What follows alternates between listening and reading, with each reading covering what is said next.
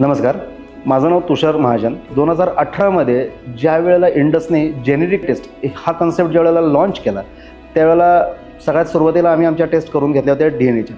एके दिवशी माझी मिसेस डिहायड्रेट झाली, म्हणजे आजारी पडली होती आणि तिला ज्यावेळेला मला दवाखान्यात न्यायची वेळ आली, डॉक्टरांनी लाईन ऑफ ट्रीटमेंट चालू केली. त्यावेळेला मला क्लिक झालं की बाबा आपण मिसेसचं जर जेनेटिक टेस्ट केलेलं आहे तर त्यातला ड्रग ॲनालिसिस रिपोर्ट हा महत्त्वाचा आहे, हा डॉक्टरांना दाखवणं गरजेचं आहे.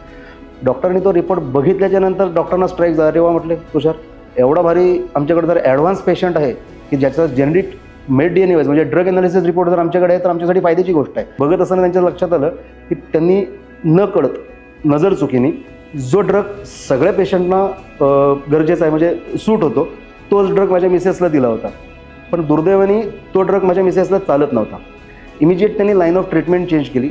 तो ड्रगची अँटी रिएक्शन होऊ नये म्हणून त्यांनी दुसरा ड्रग चढवला. नंतर ते माझ्यावरती ओरडले पण की बाबा तुझ्याकडे जर हे होतं तर तू आम्हाला आधी का नाही दाखवलंस. त्यांनी मला क्लिअर सांगितलं की ह्याच्या पुढे तुझ्या मिसेसला कुठल्याही दवाखान्यात न्यायची वेळ आली तर पहिला डॉक्टरला आजार सांगितल्याच्यानंतर हा ड्रग रिपोर्ट दाखवायचा. आता ह्याच गोष्टीचा एक माझ्या मनात आलेला विचार तुमच्याजवळ मांडतो. कोरोनासारखी परिस्थिती भविष्यात परत जर आली तर त्याच्यासाठी आपण रेडी राहायला पाहिजे.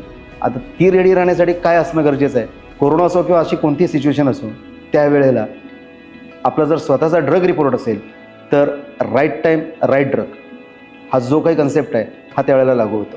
ड्रग ॲनालिसिस म्हणा किंवा जेनेटिक टेस्ट म्हणा, ह्याचं महत्त्व काय आहे हे माझ्या आयुष्यात माझ्यावरती घडलेल्या 2 प्रसंगांमुळे माझ्या लक्षात आलं. हे फक्त शक्य झालं ते इंडस हेल्थ प्लसमुळं. Thank you very much Indus.